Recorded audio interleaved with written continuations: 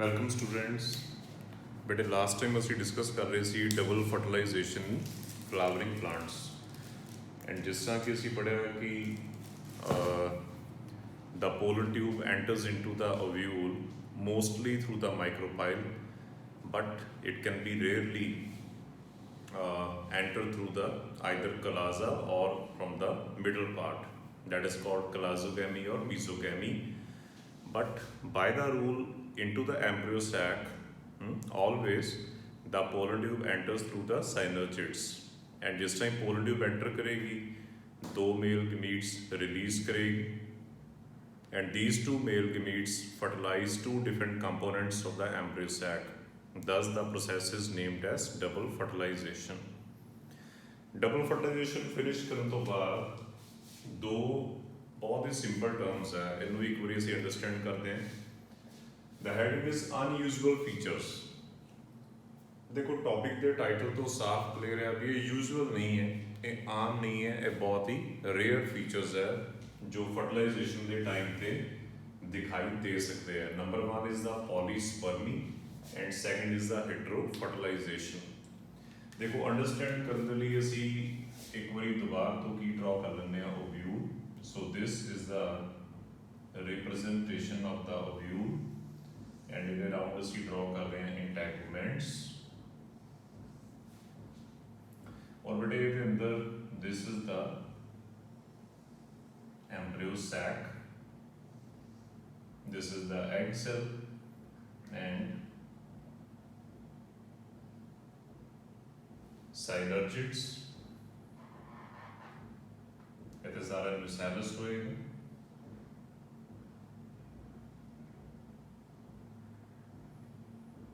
Antipodals and this is the central cell having two polar nuclei। Okay। Now what happened? सब तो पहला polyspermy की ਅਸੀਂ ਗੱਲ ਕਰਦੇ ਹਾਂ। देखो रूटीन ਚ ਅਸੀਂ पढ़िया कि एक पोलन ग्रेन द्वारा वन पोलन ट्यूब बनाई जाती आम तौर पर। Monosyphony is common and pollen tube के अंदर how many male gametes are there? Two male gametes are there। यानी कि two male gametes का एक pollen tube च पाए जाना एक usual character है, आम character है, लेकिन bio is the science of exceptions।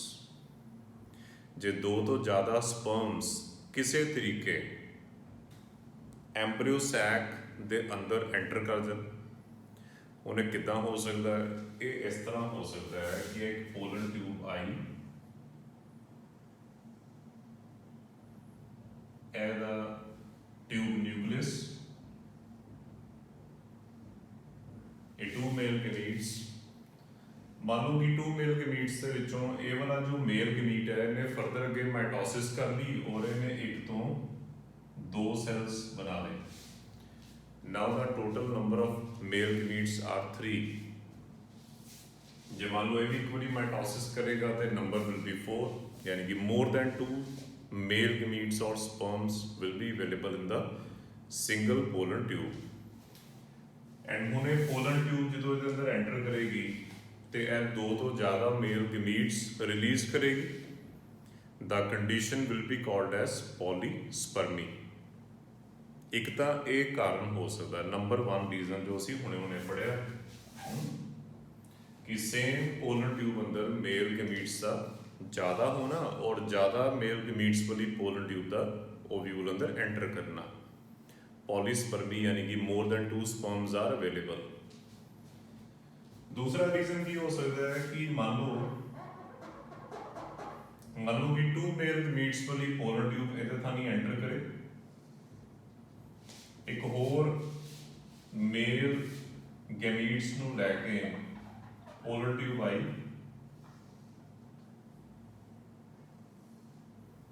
क्योंकि दसिया सीगा कि पोलन ट्यूब्स की भी आपस च रेस है, फर्स्ट कम फर्स्ट सर्व। पर बेटे समटाइम्स इदां दी रेसिस भी होंदियां है कि जिहदे च दो जने इकट्ठे विनर बन जाते हैं, उन्हां च टाई हो जाता है, मीनस कि डिसाइड नहीं आप कर पाते भी कौन जितया, भी दोनों बराबर रहे। एंड मान लो कि ये वाली पोलन ट्यूब एवरेज एनर्जी के थ्रू एंटर कर जाए और ये वाली ਇਹਦੇ ਥਰੂ ਐਂਟਰ ਕਰ ਜੇ। ਨਾਓ ਅਗੇਨ ਜਦੋਂ ਇਹ ਦੋਨੋਂ ਪੋਲਨ ਟਿਊਬਸ ਦੀਆਂ ਟਿਪਸ ਰਪਚਰ ਹੋਣਗੀਆਂ, then obviously these will release total 4 male gametes into the embryo sac. More than 2 sperms are released, they are available. The condition can be called as polyspermy without any doubt. Right ਬੇਟੇ, ਇਹ ਸੀਗਾ number 2 case, ਯਾਨੀ ਕਿ ਪੋਲੀਸਪਰਮੀ ਦੇ 2 ਕਾਰਨ ਹੋ ਸਕਦੇ ਆ। ਦੋਨੋਂ ਕਾਰਨ ਅਸੀਂ ਇੱਕ ਇੱਕ ਕਰਕੇ ਪੜ੍ਹ ਲਏ। ਲਓ ਜੀ, ਹੁਣ ਸੇਮ ਡਾਇਗਰਾਮ ਤੋਂ ਅਸੀਂ ਅਗਲੀ ਟਰਮ ਨੂੰ ਵੀ ਸਮਝ ਸਕਦੇ ਹਾਂ, ਹੀਟਰੋ ਫਰਟੀਲਾਈਜੇਸ਼ਨ। ਦੇਖੋ ਵੈਸੇ ਨਾਰਮਲੀ ਕੀ ਹੁੰਦਾ ਹੈ ਕਿ ਇੱਕ ਓਵਿਊਲ ਦੇ ਅੰਦਰ 1 ਪੋਲਨ ਟਿਊਬ ਐਂਟਰ ਕਰਦੀ ਔਰ ਸਿੰਗਲ ਪੋਲਨ ਟਿਊਬ ਦੁਆਰਾ ਰਿਲੀਜ਼ ਕੀਤੇ ਗਏ 2 ਮੇਲ ਗੈਮੀਟਸ ਐਂਬਰੀਓ ਸੈਕ ਦੇ ਦੋਨੋਂ ਕੰਪੋਨੈਂਟਸ ਨੂੰ ਫਰਟੀਲਾਈਜ਼ ਕਰਦੇ ਆ। But bio is the science of exceptions. ਮੰਨ ਲਓ ਕਿ ਜੇ 2 ਪੋਲਨ ਟਿਊਬਸ ਬਿਲਕੁਲ ਨੇੜੇ ਨੇੜੇ ਚੱਲ ਰਹੀਆਂ, ਉਹਨਾਂ 'ਚ ਗੈਪ ਬੜਾ ਘੱਟ ਹੈ ਐਂਡ ਦੋਨੋਂ ਹੀ ਓਵਿਊਲ ਦੇ ਅੰਦਰ ਐਂਟਰ ਕਰਦੀਆਂ, ਜਿਸ ਤਰ੍ਹਾਂ ਕਿ ਸਾਹਮਣੇ ਡਾਇਗਰਾਮ 'ਚ ਅਸੀਂ ਦੇਖ ਰਹੇ ਹਾਂ।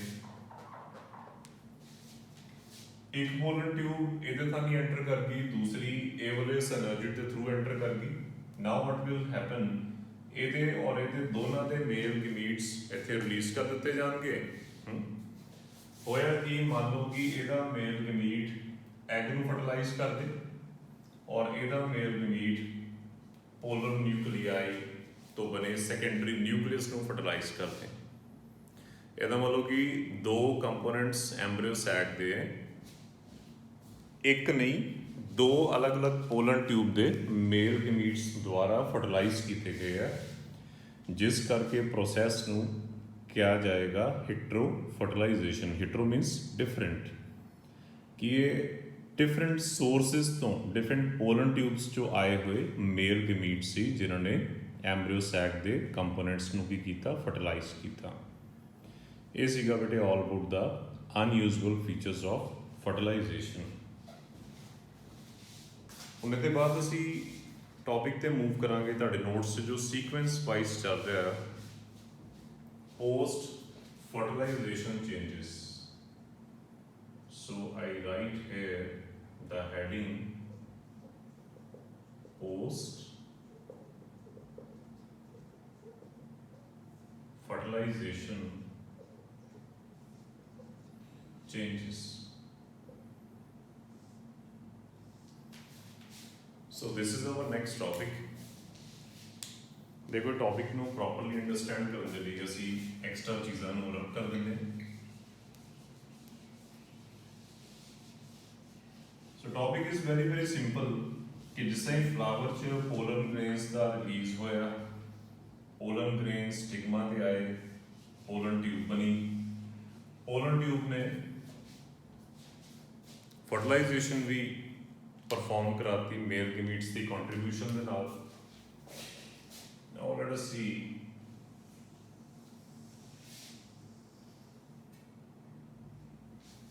property। ਇੱਥੇ ਅਸੀਂ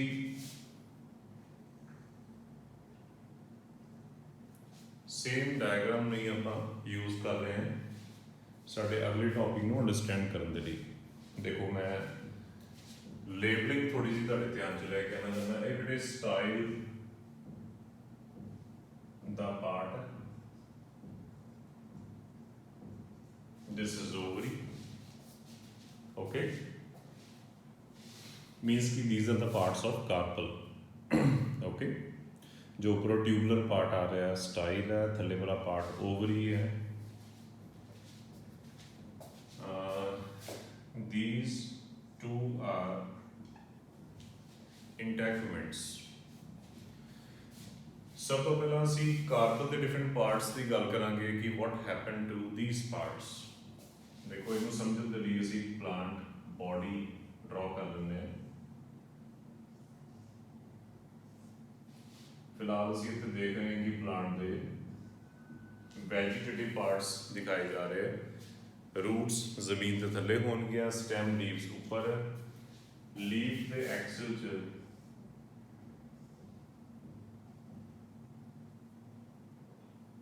ਫਲਾਵਰ ਬੋਰਨ ਹੋਇਆ।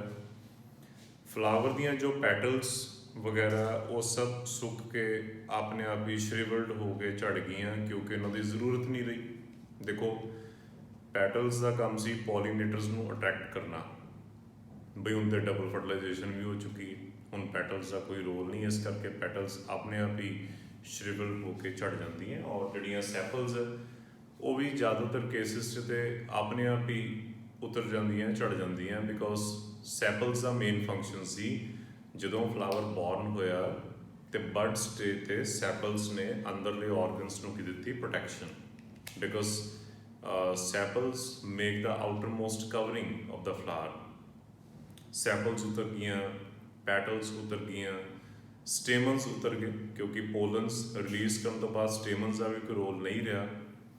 ਉਹਦੇ ਬਾਅਦ ਬੇਟੇ ਕਾਰਪਲ ਦੀ ਜੇ ਅਸੀਂ ਗੱਲ ਕਰੀਏ, ਸਟਿਗਮਾ ਦਾ ਰੋਲ ਖਤਮ ਹੋ ਚੁੱਕਾ, ਉਹਦਾ ਕੰਮ ਸੀ ਪੋਲਨਸ ਨੂੰ ਜਰਮੀਨੇਟ ਕਰਵਾਉਣਾ।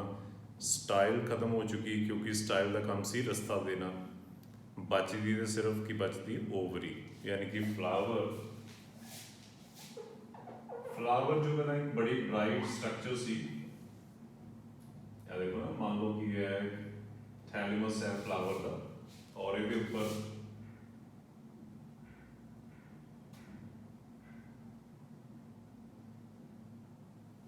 कार्पल लगी।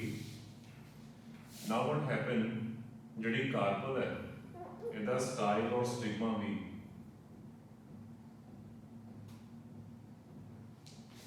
ये सुक के देखो झड़ना शुरू हो गया। और एको चीज़ जी इस फ्लावर की बच रही है, दैट इज़ द ओवरी। और ओवरी जिन्हों असी सामने बोर्ड पर काफ़ी एनलार्ज करके ड्रॉ किया हुआ है, दिस वन, एंड इस ओवरी के अंदर this is the ovule, that is the presentation of ovule in the ovary. Okay, so flower के डिफरेंट पार्ट्स बारे असी समझ लिया कि जिहदी जरूरत नहीं है वो सर्वाइव भी नहीं करेगा।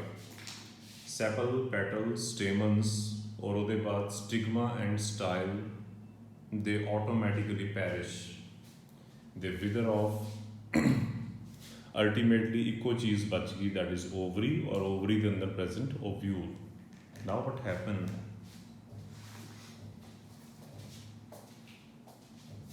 देखो जो ओवरी की पहला असी गल करते हैं, ओवरी के सैल्स के अंदर हार्मोनल चेंजिस आते हैं, जिबरेलिन्स एंड ऑक्सीजन्स की मात्रा बढ़ती है, जिस करके ओवरी के सैल्स अपने अंदर टेस्टी, जूसी सबसटांसिस, फूड सबसटांसिस, न्यूट्रिएंट्स को स्टोर करना स्टार्ट कर देंगे हैं, and ovary undergo ripening, and ovary की बन जाती है फ्रूट। मीन्स कि जो ओवरी की वॉल है that become fruit wall. Fruit wall is pericarp. Okay, so here I right pericarp. Okay, तो बड़े ओवरी का तो समझ लग गया कि ओवरी तो की बन जाएगा fruit, and the process is called ripening. Ripening क्यों बोलते हैं, फर्टिलाइजेशन क्यों नहीं बोलते, क्योंकि ओवरी के सेल्स स्टार्ट से भी डिप्लॉयड सी और फ्रूट बन लगे भी डिप्लॉयड है। फर्टिलाइजेशन का सिर्फ एम्ब्रियो सैक के कंपोनेंट्स की हुई है, ओवरी के सैल्स की कोई फर्टिलाइजेशन नहीं होती, ये इंज ही रहते हैं, बस ये अंदर हार्मोनल एंड न्यूट्रिशनल चेंजेस आते हैं, जिस करके द साइज काफ़ी लार्ज हो जाता है, और एक बहुत छोटी जी ओवरी काफ़ी लार्ज साइज्ड फ्रूट च कन्वर्ट हो जाती है। ओके बेटे, now let us see what kind of changes are observed in the ovule. देखो सब तो पहला जो इंटैगमेंट्स है, these will be converted into the seed coats। Outer integument जो बाहर वाला है, ये वाला, ये बन जाएगा टेस्टा, and inner integument will be converted into tegmen। What kind of change observed in the integuments कि जिस करके असीं इन्हूं इंटैगमेंट्स के बजाय सीड कोट कहना शुरू कर दिंदे।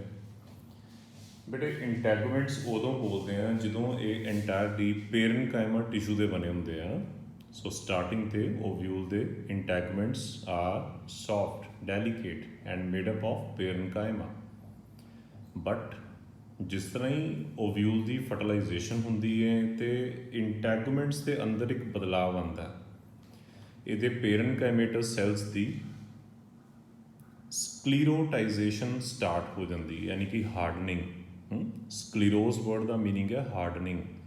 हार्डनिंग अक्कर ਜਿਹੜੇ पेरेनकाइमा सैल्स है वो अपनी सैल वॉल के उपर लिगनिन की डेपोजिशन स्टार्ट कर देंगे, जिस करके सैल सॉफ्ट नहीं रहते, वो हार्ड बन जाते हैं।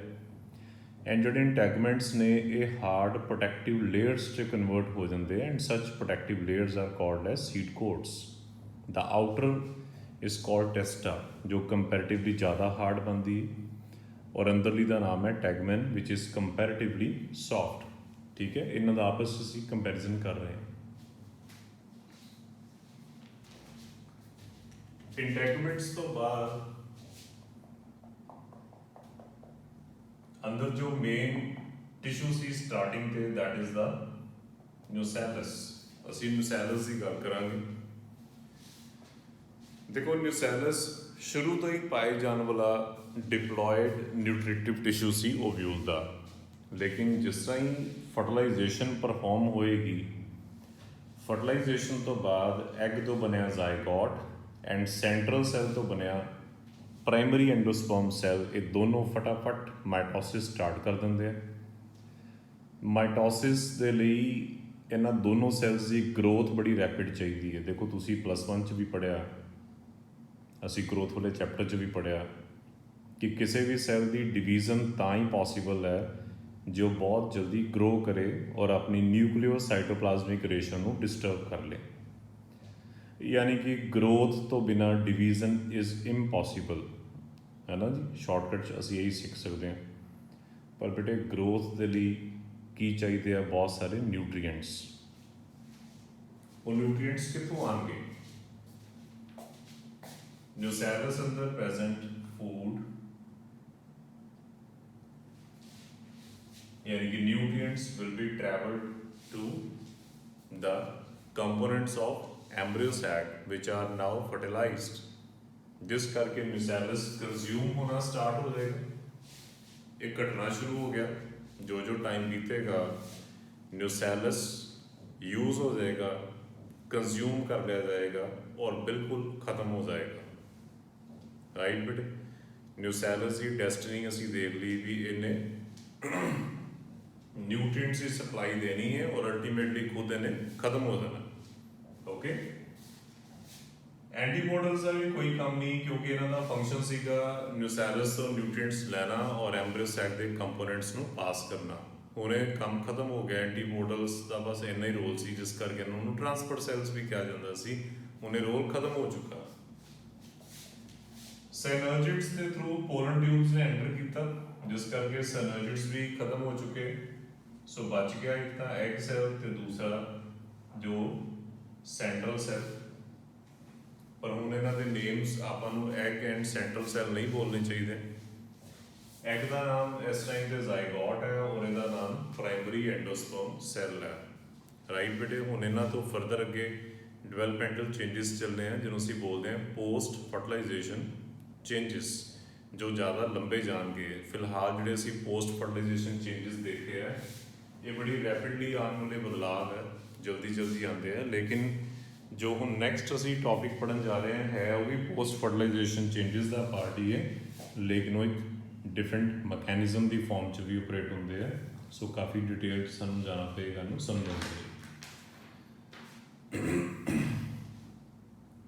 राइट बेटे, सो असी स्टार्ट करांगे दो अलग अलग कंपोनेंट्स को स्टडी करना कि एम्ब्रियो किस तरह बनया और एंडोस्पर्म किस तरह बनया। That will also be the part of our post fertilization changes topic, लेकिन वो काफ़ी डिटेल च असी स्टडी करांगे। सो बेटे नैक्सट लैक्चर की फॉर्म च तुहानूं मैं ये समझावांगा। फिलहाल एक छोटा जिहा टॉपिक है, बिकॉज बोर्ड नूं रब करिए, अपना टाइम ना वेस्ट करिए। तुसीं उन्नी देर इहनूं समझो। बस नैक्सट वीडियो च तुहानूं मैं हुणे एक्सप्लेन करन जा रहा एंडोस्पर्म डिवेलपमेंट। राइट बेटे, ओके।